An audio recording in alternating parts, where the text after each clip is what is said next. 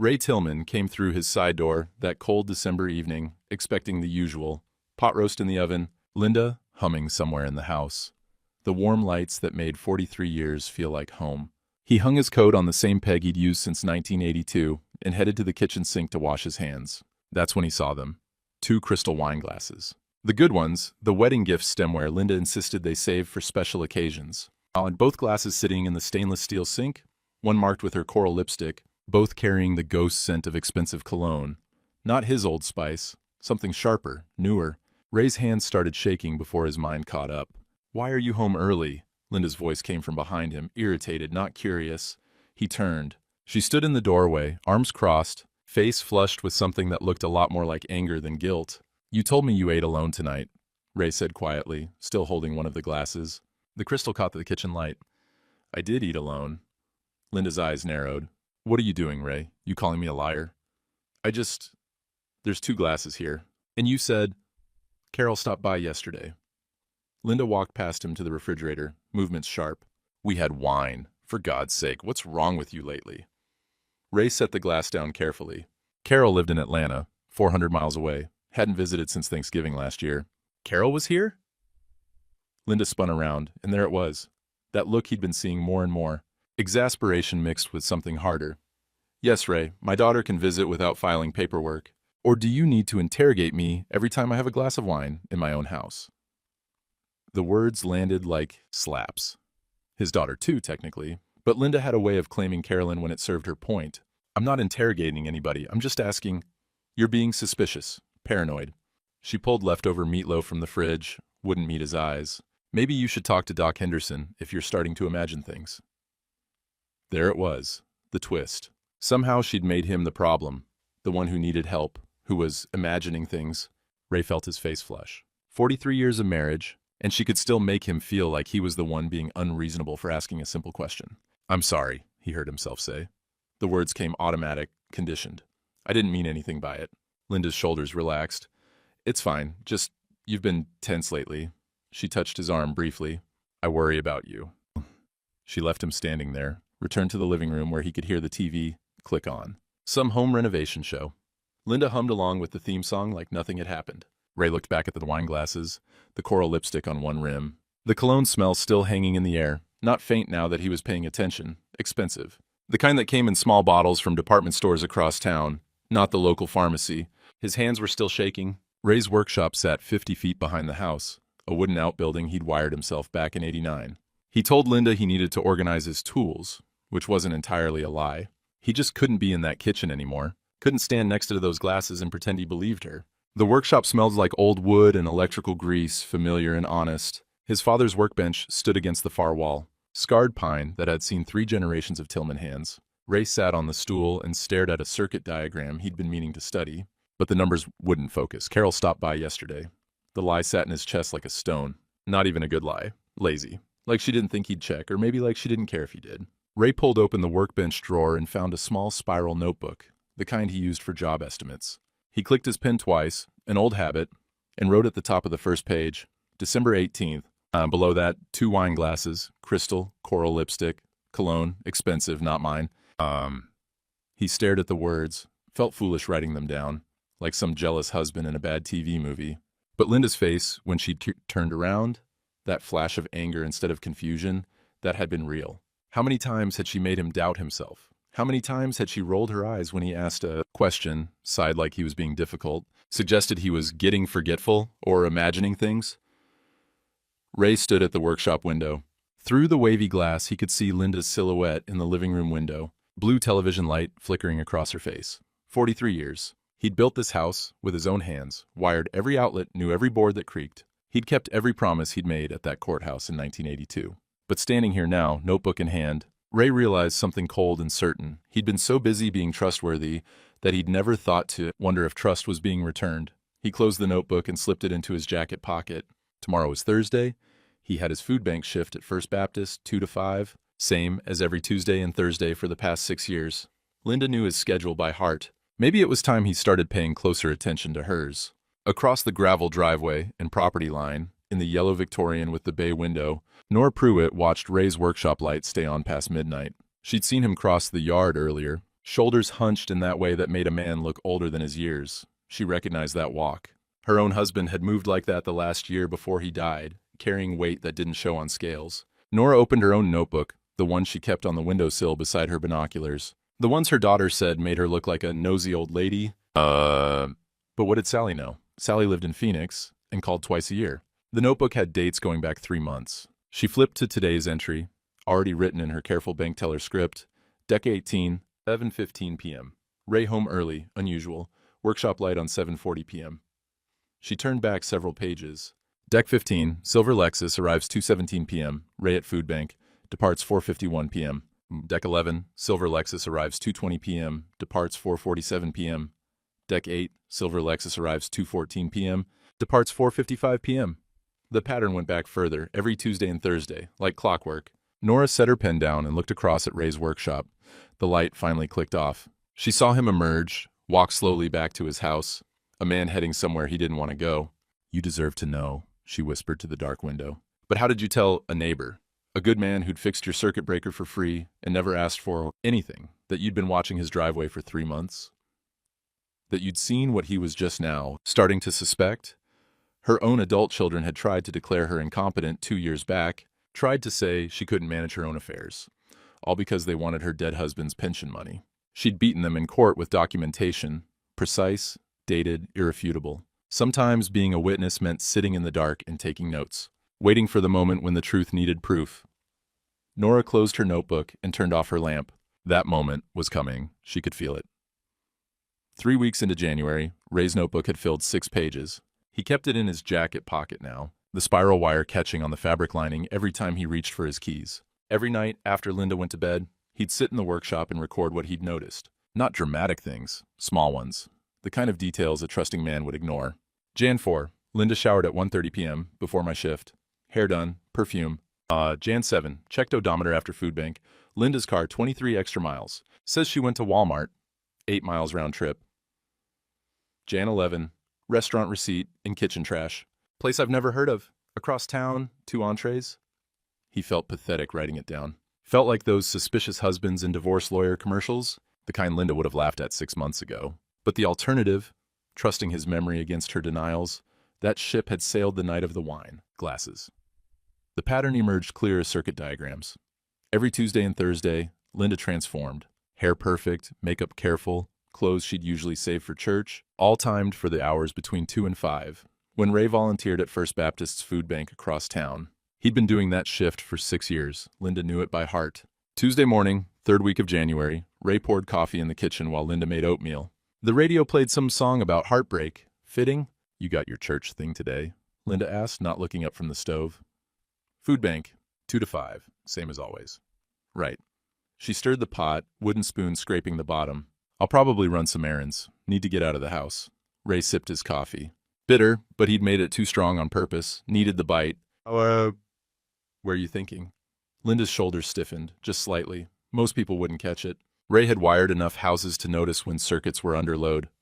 "Just around, maybe the mall. I don't know yet." She ladled oatmeal into bowls, set one in front of him. "Why?" "No reason. Just asking." She studied him for a moment, then smiled, the same smile she'd given him 10,000 mornings. "You worry too much, Ray. It's just errands." He watched her walk away, coffee mug in hand, to eat her breakfast in front of the morning news. The oatmeal sat cooling in front of him. He couldn't remember the last time they'd eaten breakfast together at the table. Ray dumped the oatmeal down the disposal and headed to his truck. At 2:15 p.m., Ray stood in First Baptist's Fellowship Hall basement sorting canned goods with 3 other volunteers. Green beans to the left, corn to the right, mixed vegetables in the middle. Mindless work that usually settled him. Not today. "You all right there, Ray?" Eddie Krantz appeared beside him, holding a box of mac and cheese. Eddie ran the hardware store downtown, had known Ray since the 80s. "You've been staring at that can of peas for 5 minutes." Ray blinked, set the can down. "Just thinking." "Dangerous occupation." Eddie grinned, but his eyes were serious. The kind of serious that came from 5 decades of reading people across a hardware store counter. "Everything okay at home?" The question hung between them. Ray could deflect, could say fine, and move on. Eddie would let him. That's what men their age did. Respected boundaries, didn't pry into marriage business.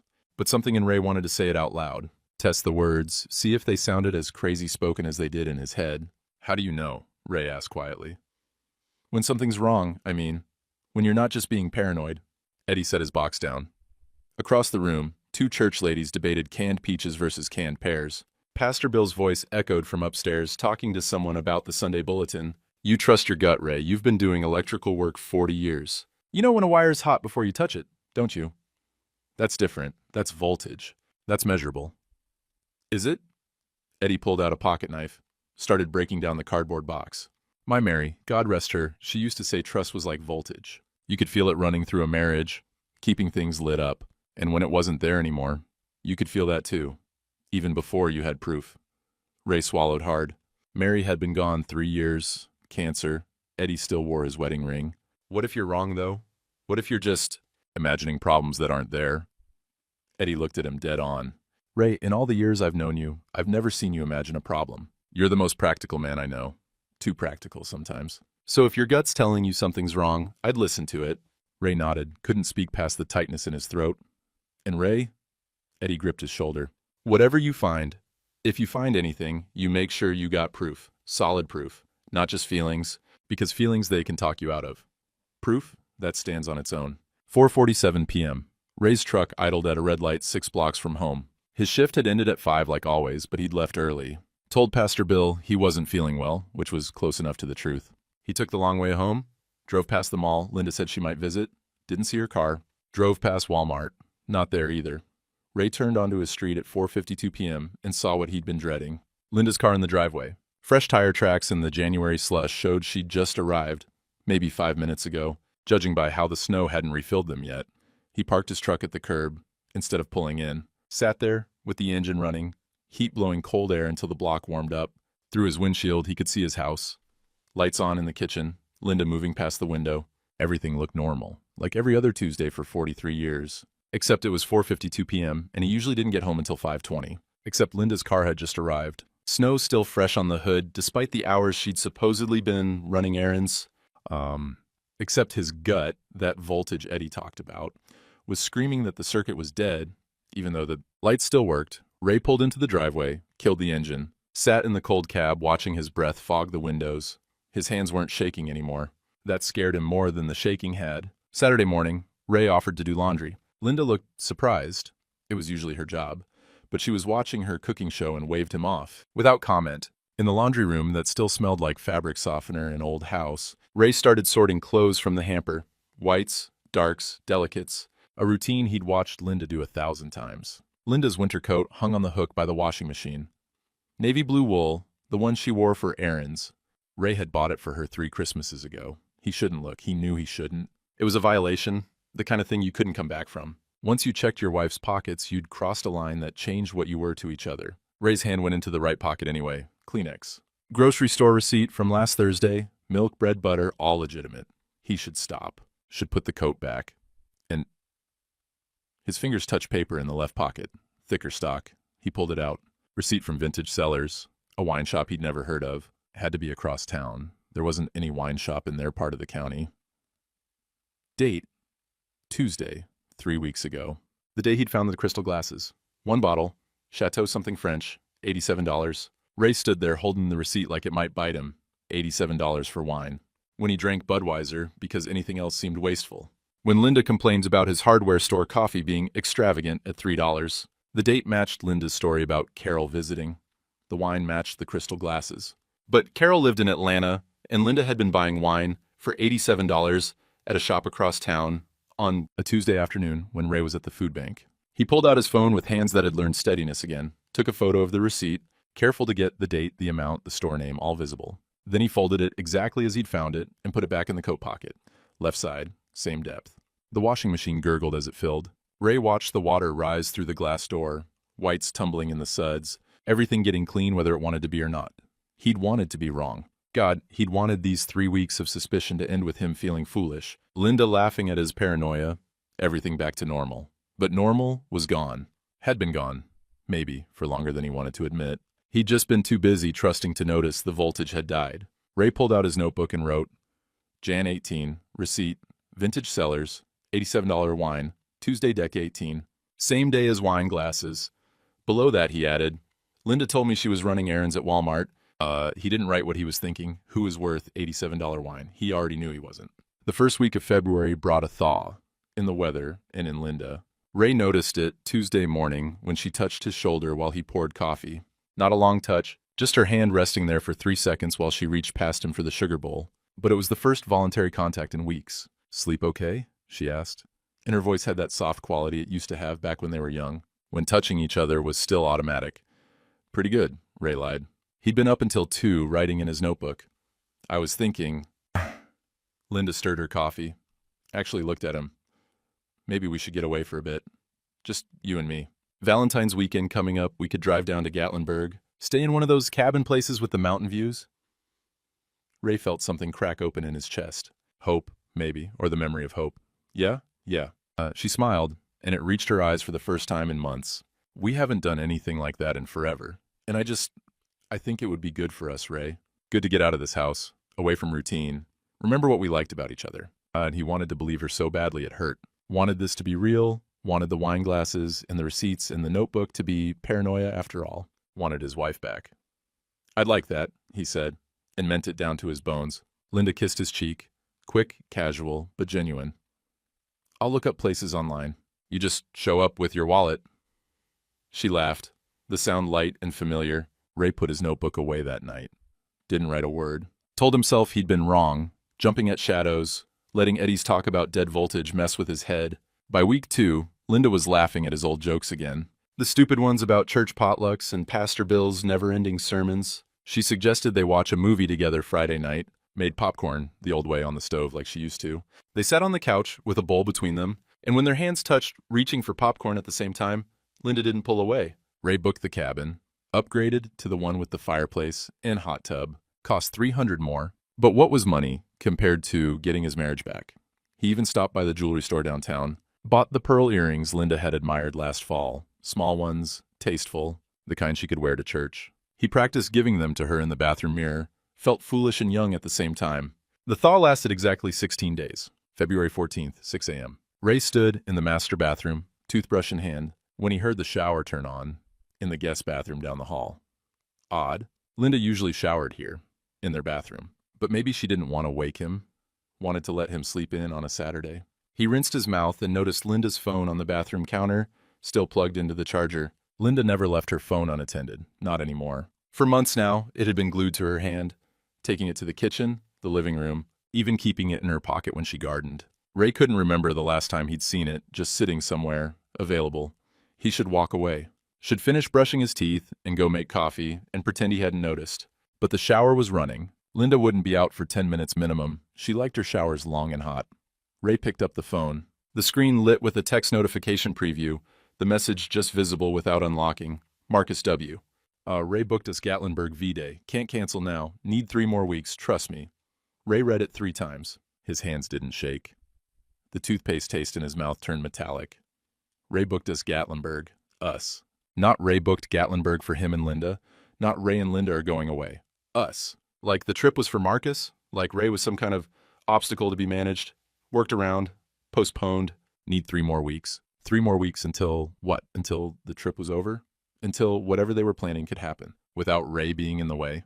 The shower kept running. Linda's voice hummed something, a song Ray didn't recognize. He set the phone down exactly where he'd found it, plugged in at the same angle, screen dark again. His reflection in the bathroom mirror looked older than it had 16 days ago. The reflection of a man who'd let himself believe in January thaws and pearl earrings and cabins with fireplaces. The reflection of what Linda and Marcus, who the hell was Marcus, called Ray like he was a problem with a deadline. Trust me, the text had said. Ray left the bathroom and went downstairs. Made coffee with hands that had found their steadiness. Pulled his notebook out of the kitchen junk drawer where he'd hidden it 2 weeks ago, believing he wouldn't need it anymore. February 14th, he wrote, text from Marcus W. Ray booked us Gatlinburg V-Day. Can't cancel now. Need 3 more weeks. Trust me. The coffee pot gurgled.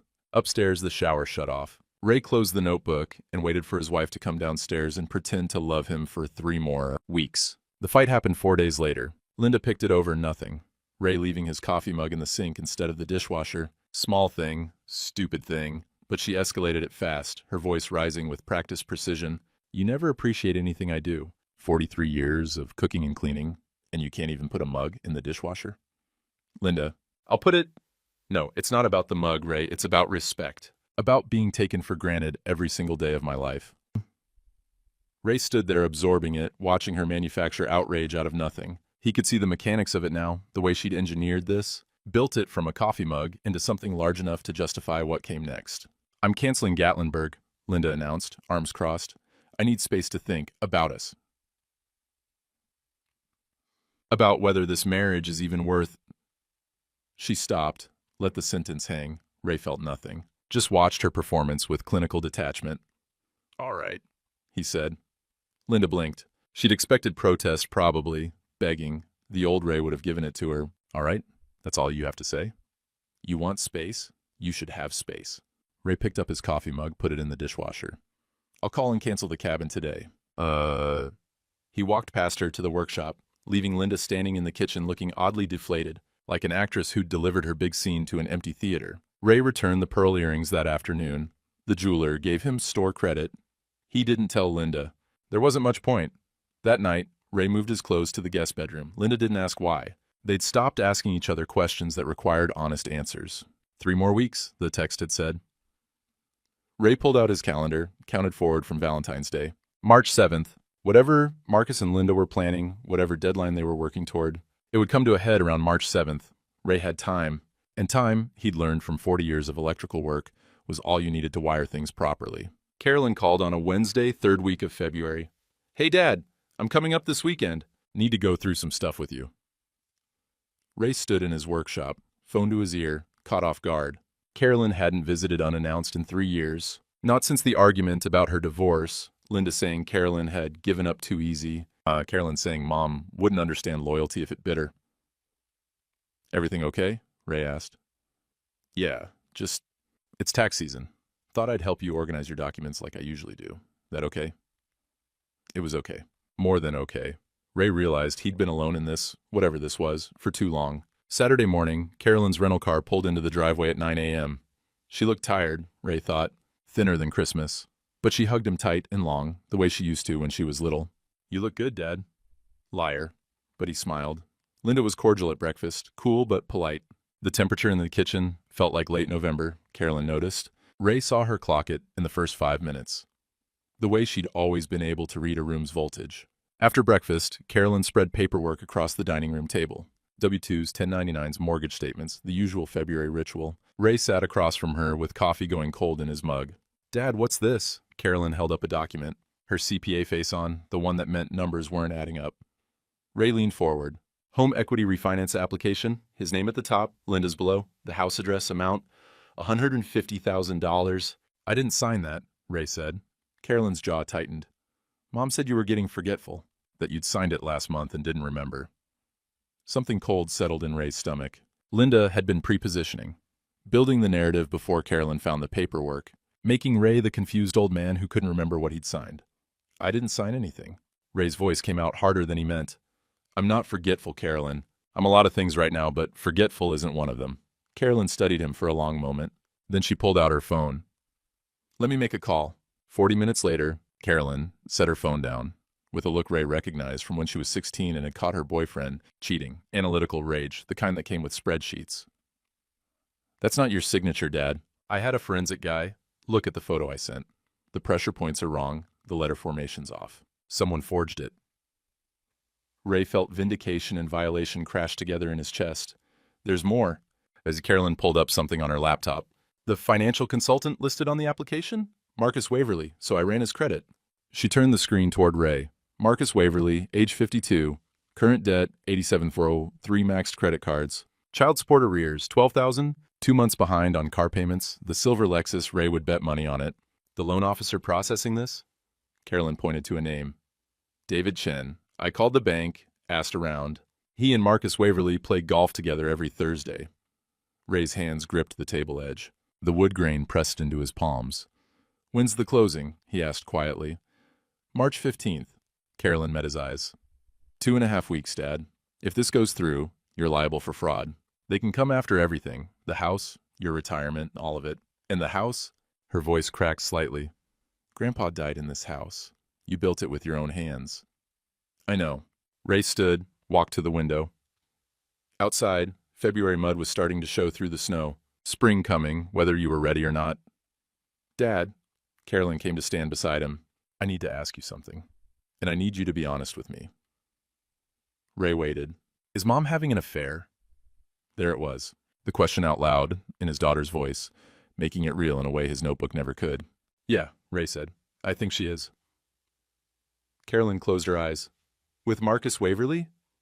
That'd be my guess. And you think they're trying to steal the house, to cover his debts? I don't think it, honey. You just proved it. Carolyn was quiet for a long moment. When she spoke again, her voice was tight with something Ray hadn't heard in years. His daughter, on his side. I'm sorry, Dad. Mom's been telling me for months that you were confused, that you were making accusations. I thought... She stopped. I thought you were being paranoid. I'm so sorry. Ray put his arm around her shoulders. You didn't know. She's good at this. Better than I wanted to believe. What do we do? Ray thought about Eddie's words at the food bank. You make sure you got proof. Solid proof. Because feelings they can talk you out of. Proof? That stands on its own. We stop the refinance legally. That means a fraud investigation. It'll be public, Dad. The bank, probably the police. Everyone will know. Ray looked at his reflection in the window, at his daughter beside him, at the house behind them that 3 generations of Tillman men had lived in. Good, he said. I want it public. I'm done letting Linda make me doubt reality. If we're doing this, we do it with witnesses. Carolyn nodded slowly. Okay, then I need to make some calls. And Dad, you should probably talk to a divorce lawyer. The words sat in the room like a stranger. After 43 years, divorce sounded like a foreign language. But so did fraud. So did Marcus Waverly. So did a lot of things that were true anyway. Yeah, Ray said. I probably should. That night, Linda asked Carolyn about her visit over leftover chicken. Just helping Dad with taxes, Carolyn said, voice neutral. Found some interesting paperwork. Linda's fork paused halfway to her mouth. Just for a second. But Ray saw it, the flicker of something behind her eyes. Concern. Calculation. What kind of paperwork? Oh, you know, tax stuff. Nothing exciting. Carolyn smiled, and Ray recognized it. The smile his daughter used when she'd already won, but hadn't told you yet. Linda excused herself early. Said she had a headache. After she left, Carolyn leaned across the table. We've got her, Dad. The forensic accountant, the fraud evidence, Marcus's financial records. We've got everything. Ray nodded. Felt no triumph, just exhausted certainty. Now what? He asked. Now? Carolyn's smile turned sharper. Now we decide how we want to tell the truth. The ice storm hit on a Thursday, mid-February. Forecasters had been warning about it for 3 days. The kind of winter storm that shut down the whole county, knocked out power, made roads impassable. Ray stood at the kitchen window Thursday morning, watching sleet tick against the glass like someone throwing gravel. The thermometer outside read 19 degrees. Freezing rain had started around midnight and wasn't supposed to stop until Saturday. 3 days, minimum. Him and Linda, trapped in this house together. Church called, Linda said from behind him, voice flat. Food banks canceled through the weekend. Roads are too bad. Figured as much. They hadn't shared more than logistics in weeks. Furnace is making noise. Milk's gone bad. I'll be in the workshop. Conversations you could have with a roommate you didn't particularly like. Ray watched ice accumulate on the power lines. Watched tree branches bow under the weight. The whole world turning white and frozen. Nature matching what had happened inside this house. I'll be upstairs, Linda said. Ray didn't turn around. Heard her footsteps on the stairs, the master bedroom door close. He'd been sleeping in the guest room since Valentine's. They orbited each other now like hostile planets. Necessary proximity, careful distance. The coffee pot gurgled behind him, the only sound besides ice and wind. 3 days. By Friday night, the silence had texture, weight. It sat in the rooms like a third person. Something you had to navigate around. Ray spent most of the day in the guest bedroom, reading an old Tom Clancy novel he'd already read twice. Linda stayed in the master bedroom. They used the kitchen in shifts. Ray could hear her movements upstairs. The creak of floorboards that told him when she was heading down. He'd retreat to give her space. Around 6 p.m., Ray made a sandwich. Turkey and cheese. No mayo because they were out. He ate standing at the counter, looking out at a world turned to ice sculpture. His truck sat in the driveway under 3 inches of frozen rain. The workshop's roof sagged slightly. He'd need to check that when the storm broke. Linda's footsteps on the stairs. Ray wrapped up the rest of his sandwich, grabbed his water bottle. You don't have to leave, Linda said from the doorway. Ray stopped, turned. She stood there in her bathrobe, hair pulled back, looking older than he remembered. Or maybe he just hadn't looked at her. Really looked. In months. It's easier, Ray said. Easier for who? Both of us, I think. Linda's jaw tightened. This is ridiculous. We're adults, Ray. We can share a kitchen. Can we? The question came out harder than he meant. They stared at each other across 10 feet of linoleum that felt like 10 miles. All the things unsaid stacking up between them like cordwood, the wine glasses, the receipt, the text message. Marcus Waverly, the forged signature, 43 years of marriage turning into whatever this was. Never mind, Linda said finally. Do whatever you want. You always do. She left. Ray stood there holding half a sandwich, listening to her footsteps retreat upstairs. The house creaked under ice weight. Outside, a branch snapped somewhere and crashed to frozen ground. Saturday night, 11 p.m. Ray lay in the guest bedroom reading by lamplight, grateful the power had held. The furnace clicked on and off. Sleet had finally stopped, but the damage was done. Ice coated everything, the whole county locked down until thaw. Through the thin walls, he heard Linda's voice, talking on the phone in the master bedroom. Her tone was different, lighter, almost girlish. The voice she used to use with him years ago. Ray set his book down, stood, moved to the door. He shouldn't listen, knew he shouldn't. But his feet carried him into the dark hallway anyway, where Linda's voice came clearer through her bedroom door. He suspects nothing, trust me. The old fool thinks I still love him. Ray's hand found the wall, steadied himself. Marcus's voice, tinny through speakerphone. What if he finds the paperwork, the refinance? Linda laughed. Actually laughed. Ray, he couldn't find his ass with both hands in a map. I've been handling all our finances for years. He doesn't look at anything. But if he does, he won't. And even if he did, who'd believe him? I've been telling Carolyn for months he's getting forgetful, confused. Nobody takes confused old men seriously, Marcus. 3 more weeks, Marcus said. Just 3 more weeks and we're clear. I know, baby, I know. Just keep your head down and stay away until then. After the 15th, we can... Ray's phone rang in his pocket. He fumbled for it, panicked, too loud, pressed decline without looking at the caller ID. But the damage was done. Linda's voice stopped mid-sentence. He heard movement in her room. Ray moved fast, quiet as he could, back to the guest room, closed the door with barely a click, dove into bed, and killed the lamp. His heart hammered in the dark. His phone screen glowed. Missed call. Pastor Bill. Through the wall, silence. Linda had stopped talking. Was she listening? Had she heard him in the hallway? Ray lay there, in the dark, hand over his mouth to quiet his breathing, and felt something fundamental break inside his chest. The old fool thinks I still love him. She'd said it so casually, like it was funny. Like 43 years of his life was a joke she'd been telling to a man Ray had never met. He couldn't find his ass with both hands in a map. The contempt in her voice, that wasn't new hurt, new anger. That was old, settled. The kind of contempt that took years to grow, that lived in someone so long it became how they saw you. How long? Ray stared at the dark ceiling. How long had Linda looked at him like that? How long had she been counting down until she could be done with the old fool who couldn't find his ass? Outside, another branch cracked under ice weight. The sound echoed like a rifle shot. Ray pulled out his phone, typed a message to Carolyn. We need to talk. Soon as road's clear. Then he added, bring everything. Sunday morning, the ice began to melt. Ray heard it dripping from the eaves, steady as a clock ticking down. His phone showed 3 missed calls from Pastor Bill. Ray called back. Ray, good to hear from you. I tried calling last night, wanted to check on you and Linda during the storm. Everything all right there? Ray stood at the guest room window, watching ice fall from tree branches in sheets. We're fine, Pastor, just trapped inside like everyone else. Good, good. The Lord keeps us safe in storms. Pastor Bill paused.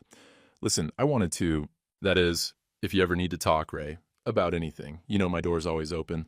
There was something in the pastor's voice, carefully concerned. The kind of care that knew something but didn't want to say it outright. What aren't you telling me, Bill? Another pause. Longer. Nothing, Ray. Just checking on my flock. Bill. Ray, Pastor Bill sighed. People talk. Small churches, small towns. And sometimes we hear things, see things, and we don't know if it's our place to... Who saw what? Ray's voice came out flat. I shouldn't have... Look, it's probably nothing. Misunderstandings. Pastor, I'm asking you directly. What did people see? The silence stretched. Ray could hear Pastor Bill breathing, wrestling with pastoral duty versus getting involved in marriage business. Joanne Meeks saw Linda at the grocery store, the upscale one across town. She was with a man. It looked like they were together, Ray, shopping together, laughing. Joanne said Linda was helping him pick out wine. Ray closed his eyes. When? He asked. Couple months back, maybe longer, and she's not the only one who's mentioned. Ray, I'm sorry. I shouldn't have said anything. No. Ray opened his eyes. You should have said something months ago. He hung up before Pastor Bill could respond. So the church knew. The whole damn church probably knew, had been watching Linda parade around with Marcus, and nobody had said a word to Ray. They'd all just watched the old fool walk around clueless while his wife... Ray's phone buzzed. Text from Carolyn. Road's clearing tomorrow. I'll be there by noon. Dad, are you okay? He typed back, no, but I will be. Monday morning, the ice broke. Ray watched from the workshop window as Linda emerged from the house in her good coat, the navy one he'd bought her for Christmas. She had to be somewhere, hair done, makeup on. Across the property line, he saw movement in Nora Pruitt's bay window. Her curtain pulled back, binoculars glinting in the morning sun. Linda got in her car, backed carefully out of the driveway, drove off toward town. Ray stood there for a long moment. Then he saw Nora's front door open. She stepped out onto her porch and waved at him. Not subtle, direct. He understood. She was ready to talk. Had been ready, probably for months. Ray grabbed his coat and crossed the yard. Time to hear what his own house had looked like from the outside, while he'd been living inside it blind. Nora's kitchen smelled like coffee and lemon furniture polish. Old linoleum, the yellow kind from the 70s that nobody made anymore. Lace curtains filtering March morning light into something soft and forgiving. Sit down, Ray. But Nora gestured to the breakfast nook. Coffee's fresh. Ray sat. His hands felt too large for the delicate table, too rough for the embroidered tablecloth. This was a widow's kitchen, kept perfect because there was no one left to make messes. Nora poured 2 mugs, actual ceramic mugs, not the chipped ones Ray used. She set one in front of him, then sat across the table with a notebook Ray recognized, the same kind he kept in his jacket pocket. How long have you known? Ray asked quietly. 3 months, give or take. Nora opened the notebook. I see your driveway from my bedroom window. Didn't mean to spy, Ray, but I'm up there a lot. Arthritis keeps me from sleeping good, and I started noticing patterns. She turned the notebook toward him. The pages were filled with her careful script. Bank teller handwriting, every letter precise. Dates, times, descriptions. Dozens of entries going back to November. Novi 19, silver Lexus arrives 2:14 p.m., departs 4:52 p.m. Ray's truck not in driveway. Nova 23, silver Lexus arrives 2:18 p.m., departs 4:47 p.m.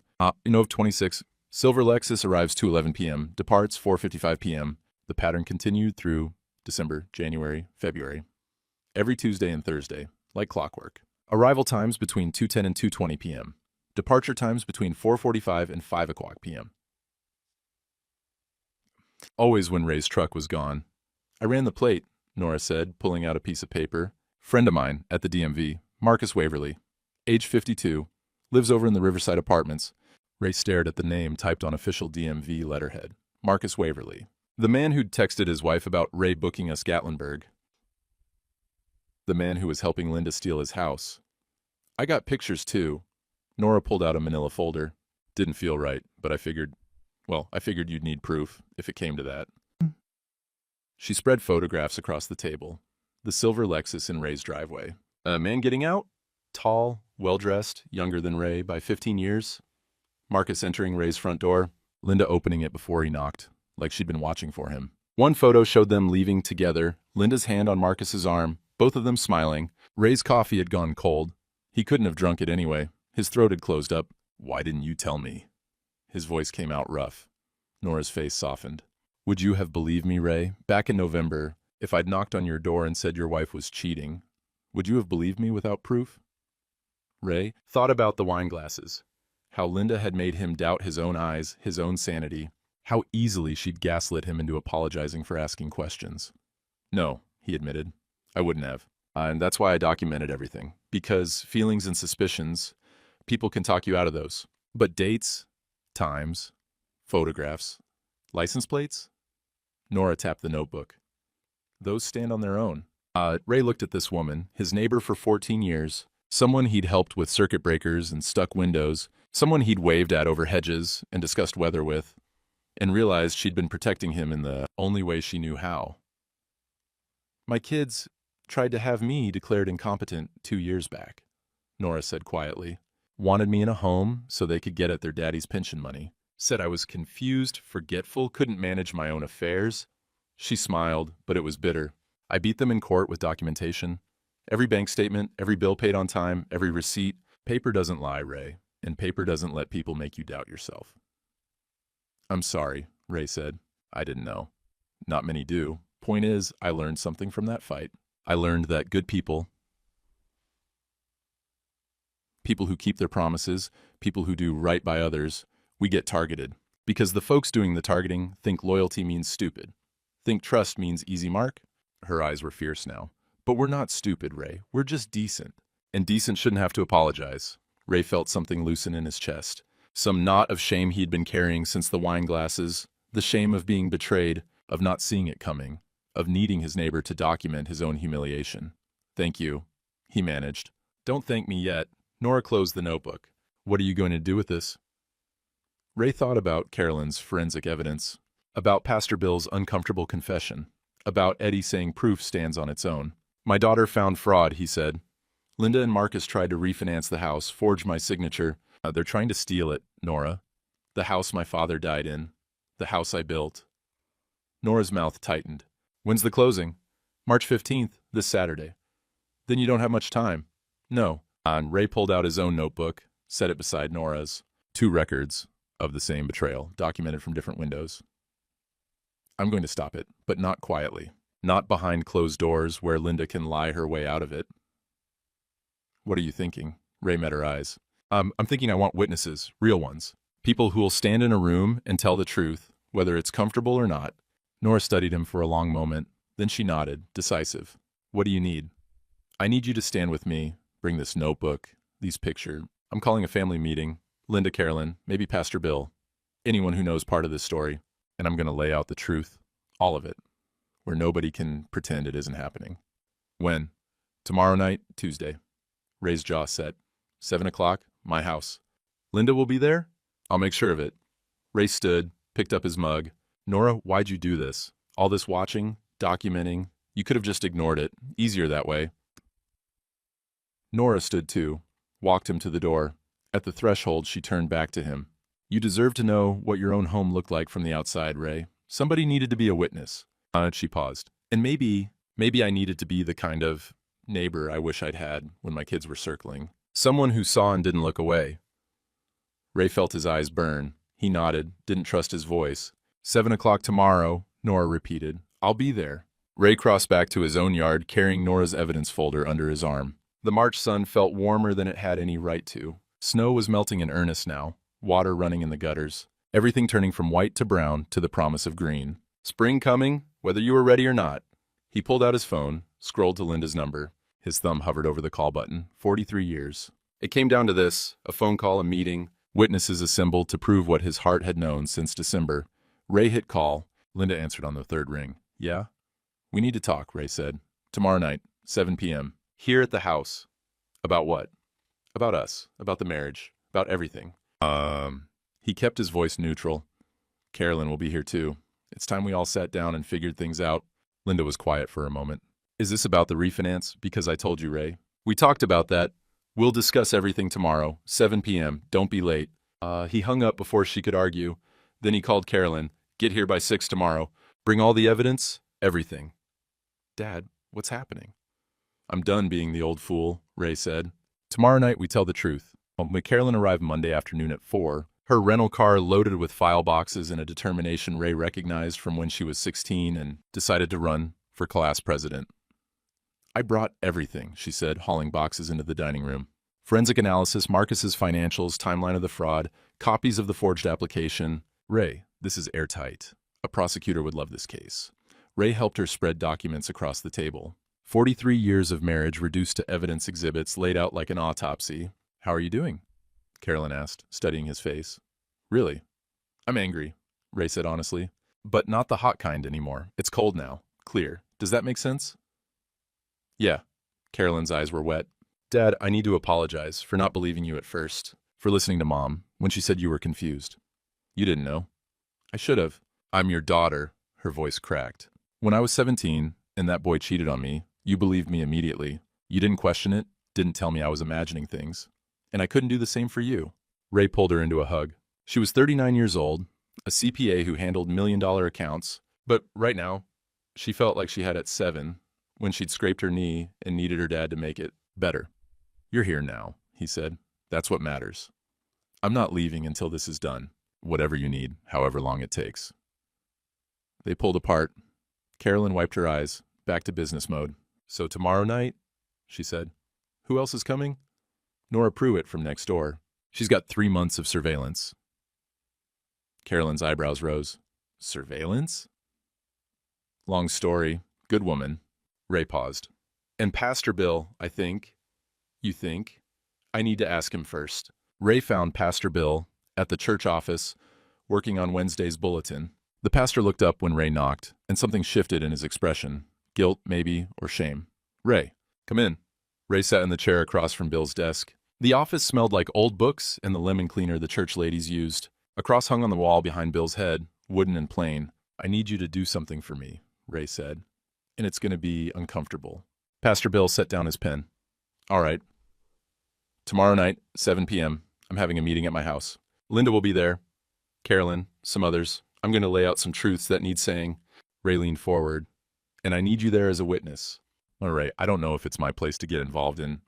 You're already involved, Bill. The whole church is involved. You've been involved since November. Pastor Bill's face went pale.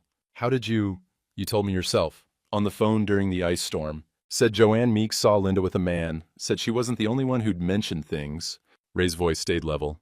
How many people in that congregation watched my wife parade around with another man and didn't say a word? To me? Pastor Bill stood, walked to the window. Outside, the church cemetery stretched toward the tree line. Headstones, marking 100 years of this community. 5, he said quietly. That I know of. Joanne saw them at the grocery store. Tom Mitchell saw them at that Italian restaurant across town. Sarah from the choir saw Linda's car at an apartment complex over by the river. He turned back to Ray. We failed you, I failed you. We told ourselves it wasn't our business, that we didn't want to get involved in marriage matters. But the truth is, we were cowards. Yeah, Ray said. You were. Pastor Bill flinched like he'd been slapped. But you can make it right, Ray continued. You can stand in my living room tomorrow night and tell the truth. You can witness what actually happened instead of what Linda says happened. She'll be furious. With me, with the church, I don't care about Linda's fury anymore, Bill. I care about the truth. I care about not letting her gaslight her way out of fraud and adultery, because everyone's too polite to say what they saw. Ray stood.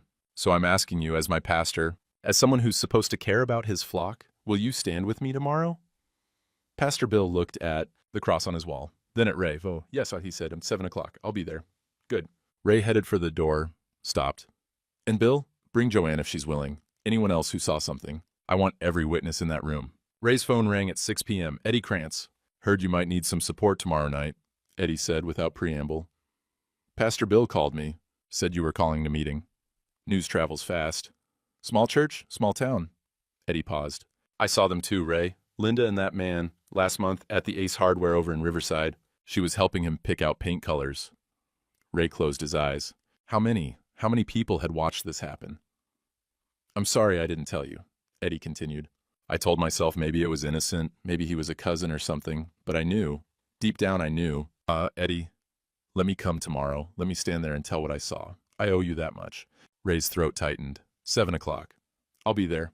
By 9 p.m. Monday night, Ray's dining room table looked like a war room. Carolyn's financial documents spread across one end, Nora's surveillance notebook and photographs in the middle, Ray's own notes, 3 months of wine receipts and odometer readings and text messages on the right. 3 different angles on the same betrayal. 3 witnesses to the same truth. Carolyn made coffee. Nora sat quiet, studying the evidence like she was back at her bank teller window, verifying accounts. Ray stood at the window, watching his own house from the outside, maybe seeing what Nora had seen all those months. You ready for this? Carolyn asked. Ray thought about Linda's voice through the bedroom wall. The old fool thinks I still love him. Yeah, he said. I'm ready. His phone buzzed. Text from Linda. What's this meeting really about, Ray? He typed back. Truth, 7 p.m. Be there. 3 dots appeared, disappeared, appeared again. Then, fine. Ray set his phone down. Looked at his daughter, his neighbor, the evidence that proved he wasn't crazy. She still thinks she can control it, he said. Still thinks she can walk into that room and perform her way out. Can she? Nora asked. Ray thought about Pastor Bill's confession, about Eddie calling to apologize, about Joanne Meeks who'd seen them shopping for wine, about 5 church members who'd witnessed betrayal and stayed silent until now. Not this time, Ray said. This time, the truth has witnesses. Carolyn raised her coffee mug. To witnesses. Nora lifted hers. To truth. Ray joined them. To dignity. They drank, 3 people in a dining room surrounded by evidence, preparing for a war that would be fought with documents and testimonies and the simple, devastating power of reality spoken out loud. Outside, March wind rattled the windows, spring pushing through winter's last resistance. Tomorrow night, 7 p.m. Ray would open his door and let the truth walk in. And this time, Linda wouldn't be able to close it. Tuesday, March 12th, 6:30 p.m. Ray's living room had never felt like this, like a courtroom waiting for the accused. Nora sat in the armchair by the window, her notebook and photographs in a neat stack on her lap. Pastor Bill stood near the fireplace, Bible in hand like armor. Eddie had positioned himself by the doorway, arms crossed. Joanne Meeks from the quilting circle perched on the sofa's edge, nervous but determined. Carolyn moved between them all, organizing documents on the coffee table with the precision of someone who'd presented to hostile boardrooms. Financial statements, forged signatures, Marcus Waverly's credit report showing $87,000 in debt. Ray stood in the center of it, his living room transformed into something else. The house he'd built with his own hands, now a witness stand. She's here, Eddie said, looking out the front window. Ray's heart kicked once, hard, then settled into something steady, cold clarity. Linda's car pulled into the driveway. She sat there for a moment. Ray could see her silhouette through the windshield, phone to her ear. Then she got out, walked toward the house, with her shoulders back and her face set. She opened the door without knocking, stopped dead when she saw the room full of people. "What the hell is this?" Linda's voice came sharp, defensive. "Family meeting," Ray said quietly. "Like I told you, come in and sit down." Linda's eyes swept the room, landed on Nora, on Pastor Bill, on Joanne. "You brought church people? Ray, what are you—" "Sit down, Linda." Something in his voice made her pause. Ray had never used that tone with her before. 43 years of accommodation, and she'd never heard him sound like granite. She sat on the sofa, as far from Joanne as possible. "I don't know what you think you're doing, but this is insane." "These are our private." "December 18th, Ray interrupted. "I came home and found 2 crystal wine glasses in the sink. You told me you ate alone. You told me Carol had stopped by the day before." He pulled out his notebook. "Carol lives in Atlanta. She hasn't visited since last Thanksgiving." Linda's face flushed. "I don't have to sit here and be interrogated. You lied to me. And when I asked about it, you made me feel crazy for asking. You told me I should see Doc Henderson. That I was imagining things." "Ray, I'm not finished." Ray's voice stayed level. He looked at Nora. "Would you share what you documented?" Nora opened her notebook. "I see Ray's driveway from my bedroom window. Starting November 19th, a silver Lexus began appearing at your house every Tuesday and Thursday, always between 2:10 and 2:20 p.m., always leaving between 4:45 and 5 p.m., always when Ray's truck wasn't in the driveway." She pulled out a photograph. "The vehicle belongs to Marcus Waverly, age 52. I have 3 months of dated entries and photographs." Linda stared at this photo like it was a snake. "You've been spying on me?" "I've been witnessing," Nora said calmly. Pastor Bill cleared his throat. "Linda, 5 members of our congregation have seen you with a man who isn't Ray. Joanne saw you at the grocery store. Tom Mitchell saw you at Salvatore's restaurant. Sarah saw your car at the Riverside Apartments." "We stayed silent," Joanne added, voice shaking. "We thought it wasn't our business. But we saw you, Linda. All of us saw you." Linda's hands gripped the sofa cushion. "This is a witch hunt. You're all ganging up on me because of this." Carolyn stood, held up the refinance application. "This is a home equity loan for $150,000. The signature says Ray Tillman, but it's not Dad's signature. It's forged." She laid out the forensic analysis. "The pressure points are wrong. The letter formation's off. Someone faked Dad's signature on a loan application to steal his house." That's ridiculous," Linda said, but her voice had gone thin. "Ray signed that. He's just forgotten." "I didn't sign anything." Ray's voice cut through. "And the financial consultant listed on that application? Marcus Waverly? The same man whose car has been in my driveway 3 times a week for 4 months." Carolyn continued. "Marcus Waverly owes $87,000, child support arrears, maxed credit cards. He's desperate, Linda. And somehow your house, the house Dad built, the house his father died in, was going to solve his money problems." The closing's this Saturday," Ray said, March 15th. That's what the text meant, wasn't it? "Need 3 more weeks, 3 weeks from Valentine's Day. 3 more weeks of pretending to love me, so you could steal my home and run off with a bankrupt insurance salesman." Linda stood. "I don't have to listen to this. You're all crazy." The doorbell rang. Everyone froze. Eddie opened the door.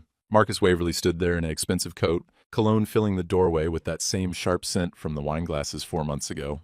He looked confident, ready to rescue Linda from whatever ambush she'd texted him about. Then he saw the room full of people, saw the documents spread on the coffee table, saw his own face and Nora's photographs. The confidence drained out of him like water. "Linda?" Marcus's voice cracked. "What's going on?" "Come in, Marcus," Ray said. "You're exactly who we're discussing." Marcus stepped inside like a man walking to his execution. His eyes darted between Linda and the evidence on the table. Carolyn stood. "Marcus Waverly, that's you, right?" He nodded, mute. "You owe $87,000. You're 3 months behind on child support, your car's being repossessed, and you somehow thought you could commit bank fraud to get out of it." That's not... Marcus looked at Linda desperately. Tell them this wasn't my idea." Linda's face had gone white. "The refinance was her idea," Marcus blurted suddenly, panic overtaking sense. "She came to me. She said Ray would never notice, that he was too confused to..." "Shut up," Linda hissed. "No." Marcus's voice rose. "I'm not taking the fall for this alone. You seduced me. You said your husband was a senile old man with a house worth $300,000. You said we could take the equity and... You pathetic coward." Linda turned on him with such viciousness that Joanne actually flinched. "You came to me, remember? You cold-called about life insurance and saw an opportunity, 'cause you told me to. You said..."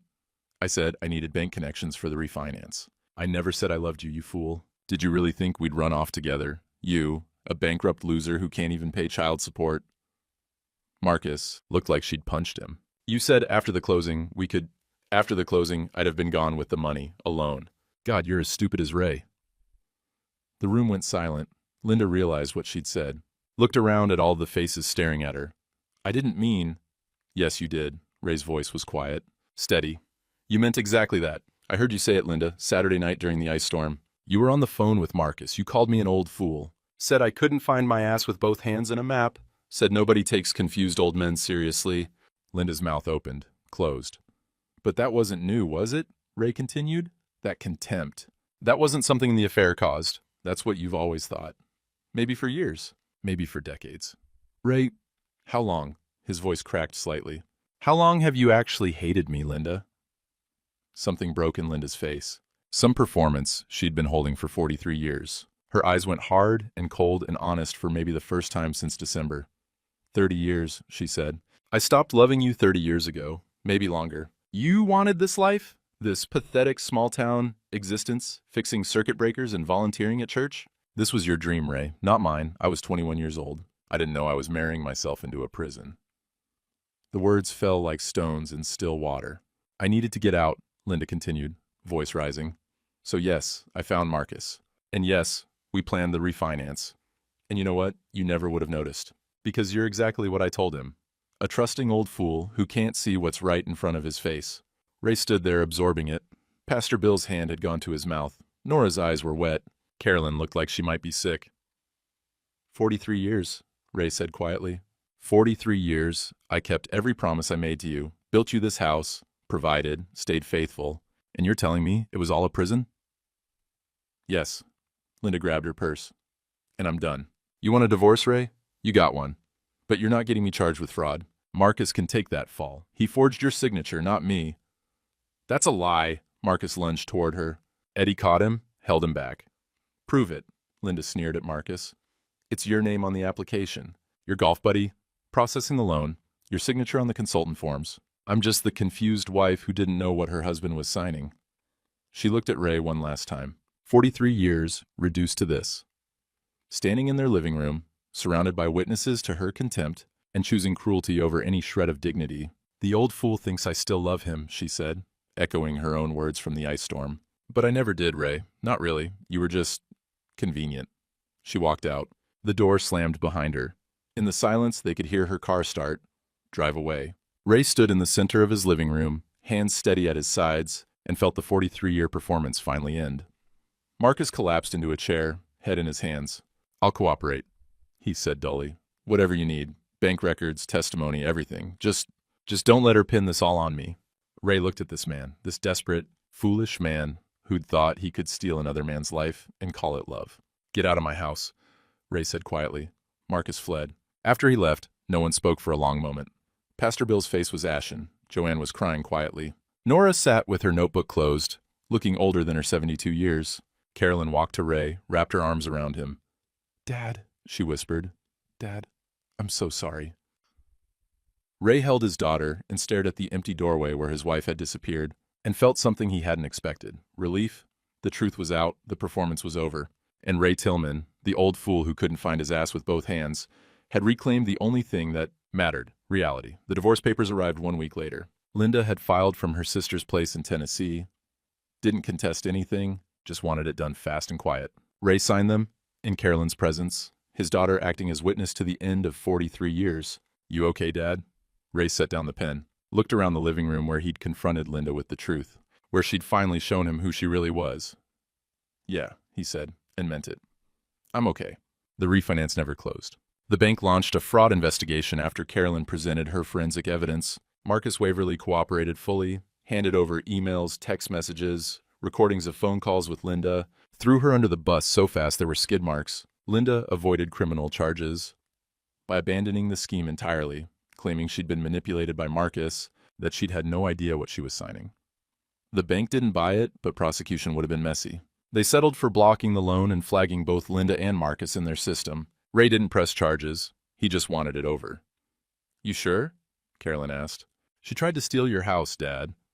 I know, but I don't want her in prison. I want her gone. Ray looked at the house he'd built. Every wire, every outlet, every board he knew by heart. And I want to sell this place. Can't live here anymore. Carolyn understood. How could he walk through rooms where Linda had performed love for decades while harboring contempt? How could he sleep in a house that had been targeted for theft? Where will you go? Eddie's got an apartment above his hardware store. Small, but it's clean. Got a good window. Ray smiled slightly. And I can walk to the morning mug for coffee. Won't even need to drive. By mid-April, Ray had moved. He donated most of the furniture. Didn't want it. Didn't need it. Kept his father's toolbox, the wedding gift that had outlasted the wedding. Kept his workshop tools and electrical supplies. Kept one photo of his parents taken in that house back in 1907. Left everything else behind. 43 years of accumulated life reduced to what fit in his truck bed. The apartment was small. 1 bedroom, a kitchen that barely fit 2 people, a living room with a window that overlooked Main Street. He could see the church steeple from his breakfast table. Could hear the hardware store opening below him at 7 a.m. It was smaller than what he'd had. Simpler. It was real. Sunday morning, 3 weeks after the move, Ray attended service at First Baptist. The congregation treated him with careful kindness, people shaking his hand too long, hugging him with pity faces, telling him they were praying for him. Pastor Bill's sermon was about bearing witness, about speaking truth even when it's uncomfortable. He never mentioned Ray by name, but everyone knew. After service, Ray stood in the spring sun watching families gather on the church lawn. Kids running, parents chasing them, the smell of fresh-cut grass and possibility. Joanne Meeks approached him. Ray, I want to apologize again for not telling you sooner. And you told me when it mattered, Ray said. That's what counts. We're grateful you're still coming to church. Some men would have left after everything. Ray looked at the white steeple against blue sky. This is my church too. Linda doesn't get to take that from me. Joanne squeezed his hand and walked away. Ray pulled out his phone. Carolyn had texted that morning, thinking about you. Love you, Dad. He typed back, love you too. Come visit next weekend? Her response came immediately. Already booked my flight. See you Friday. Ray smiled. They talked twice a week now. Real conversations, not obligatory check-ins. His daughter back in his life. Their relationship rebuilt through shared truth-telling. Eddie appeared at his elbow. Coffee at the mug tomorrow? Wednesday morning usual? Nora coming? Always does. At Wednesday morning coffee. A routine that had emerged naturally over the past month. Ray, Eddie, Nora, talking about nothing important and everything that mattered. No agenda, no performance, just 3 people who'd chosen to be in each other's lives. I'll be there, Ray said. That afternoon, he got a call from the church building committee. They needed the fellowship hall rewired. Old electrical couldn't handle the new sound system. Would Ray be willing to take the job? Yes, he said. Absolutely. That evening in his small apartment, Ray stood at the window watching spring settle over the town. Dogwoods, blooming pink and white, kids riding bikes, the world turning green again after a long winter. His phone rang. Unknown number. Ray almost didn't answer. Mr. Tillman, this is Patricia Chen. My father owns the restaurant on 3rd Street. I heard you're doing electrical work again. Our kitchen circuits keep tripping. Could you take a look? Sure. When works for you? Tomorrow afternoon. Ray pulled out the small calendar he kept by the phone, started filling in jobs, his handwriting steady and sure. The life he was building now was smaller than 43 years of marriage. But it was constructed on truth instead of performance, on chosen family instead of legal obligation, on dignity earned rather than dignity assumed. Ray Tillman stood in his apartment above the hardware store as spring light filled the room and realized something simple and profound. He was going to be okay. Wednesday morning, 7 a.m. Morning mug diner, 3 people in a corner booth. Ray wrapped his scarred hands around a chipped coffee mug, the kind that had been through 10,000 dishwasher cycles and refused to break. Steam rose between his fingers, carrying the bitter good smell of coffee made strong enough to stand a spoon in. Nora was telling Eddie about the county fair planning meeting, something about the Quilting Circle's booth location being changed again. And wasn't that just typical of how these things went? Eddie laughed, said he'd donate some hardware for the kids' craft station, like he did every year. Nobody mentioned Linda. Nobody mentioned Marcus or the fraud or the meeting that had ended a marriage. That chapter was closed. Not forbidden, just unnecessary. The way you didn't keep talking about winters that had already passed. Ray, you going to the fair? Nora asked. Might. Carolyn's visiting that weekend. Might take her, show her how small-town folks do things. He sipped his coffee. She's been asking about moving back closer. Says Atlanta's wearing her down. That'd be good, Eddie said. Having family nearby. Family. Ray turned the word over in his mind. Carolyn, yes. But also Nora, with her Wednesday coffee loyalty. Eddie with his hardware store wisdom. Pastor Bill checking in. The church hiring him to rewire their fellowship hall. People who'd chosen to stand with him when standing was hard. Some men spent 43 years building marriages that turned out to be stage sets. Beautiful from the front, empty behind the curtain. Ray had done that. Poured his life into something that looked like love. But was really just one person performing and another person being performed for. Now he was building something different. Smaller maybe, but true. Through the diner window, a robin sang from the Bradford pear tree, its spring song cutting through the morning noise of Main Street waking up. Ray watched the bird, silhouetted against blue sky, and felt something he hadn't felt in months. Peace. Not happiness exactly. Happiness felt too big, too soon. But peace, yes. The kind that came from knowing the worst had happened, and you'd survived it. The kind that made space for something better to grow. What are you smiling about? Eddie asked. Ray hadn't realized he was. Nothing. Everything. I don't know. Nora reached across the table, patted his hand, her arthritic fingers gentle against his calloused ones. You're doing good, Ray. You know that? He did. For the first time in months, he actually did. His phone buzzed. Text from Carolyn. Can't wait for this weekend. Thinking about that job opening at the accounting firm in town. Want your opinion. Ray typed back. Always got time for you, honey. The coffee was hot in his hands. The morning sun came through the window, warming his face the way spring sun did, when you'd lived through enough winters to appreciate it. Eddie was laughing at something Nora said. The diner smelled like bacon and possibility. Ray thought about the man he'd been 6 months ago, standing in his kitchen, hands shaking over wine glasses, doubting his own reality. That man felt like a stranger now, someone who'd been asleep and didn't know it. I spent 43 years building a marriage that turned out to be a stage set, Ray thought. Now I'm building something smaller.